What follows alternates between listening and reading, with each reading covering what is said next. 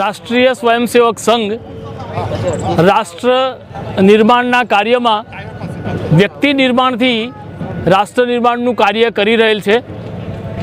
રાષ્ટ્રીય સ્વયંસેવક સંઘને આવતા વર્ષે 100 વર્ષ પૂરા થાય છે, એટલે કે શતાબ્દી વર્ષની શરૂઆત થાય છે।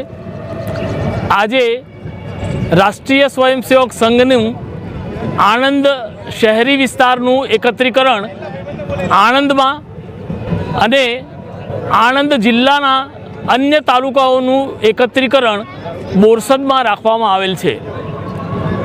આ એકત્રીકરણમાં આણંદમાં 750 સ્વયંસેવકો અને આણંદ જિલ્લામાં લગભગ 1500 સ્વયંસેવકો પથસંચલનમાં જોડાશે।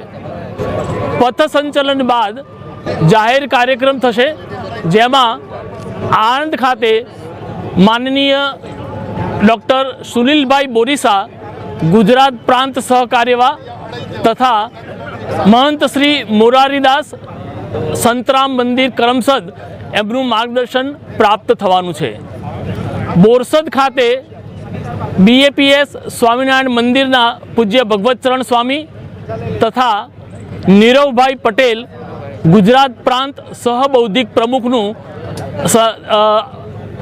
એમનું પ્રાપ્ત થવાનું છે।